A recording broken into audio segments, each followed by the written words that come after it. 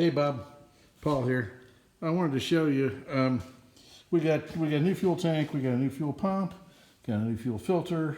Everything was full of rust. New fuel lines, because everything was full of rust. Now, we tried to start it today and we couldn't get the system to prime with fuel, and we thought, well, that's really odd. So we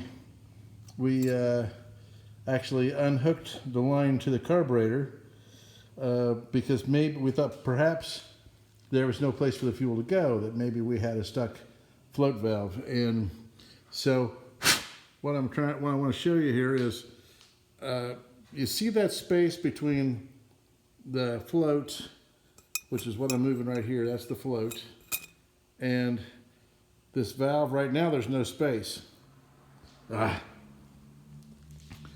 Okay. Right now there's no space in there. But if I lift the float, now looky here, I got space.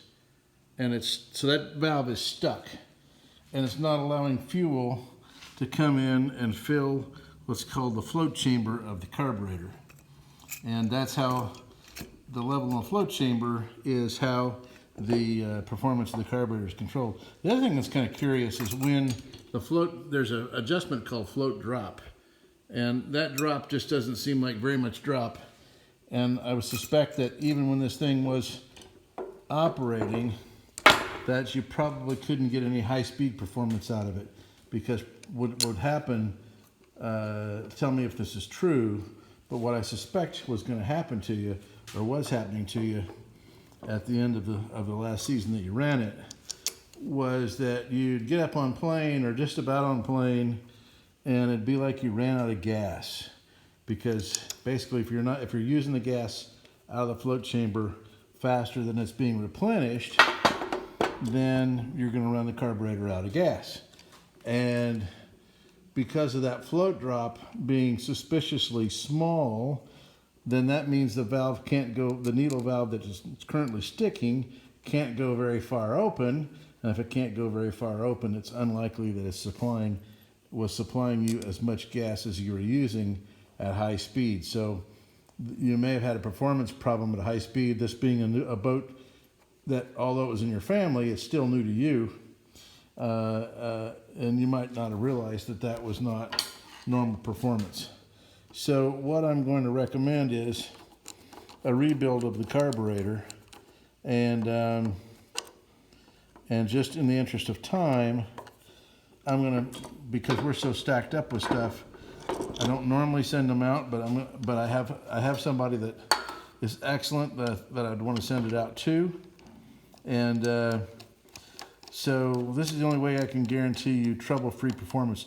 We tried to free this up just so we could get the engine running tonight, and we got it freed up marginally, but it's still, as you saw, it's still sticking. So I wouldn't want to put you out in the water with your family and then have that happen. I did a little drawing. Here's what the tip of the needle valve should look like, and it's got a little rubber tip on it.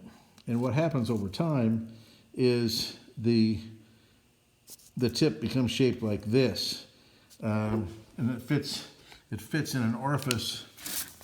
So if you were looking at this, if you're looking at the jet, what's called the jet, well, it has an orifice inside the jet.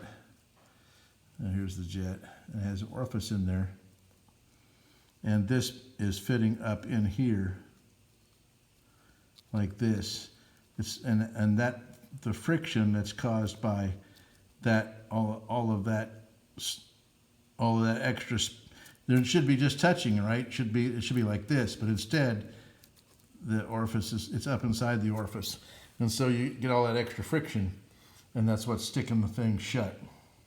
So carburetor rebuild is the next step. Sorry it's taken so long, but we're having to tackle these problems one at a time as we find them. Thank you.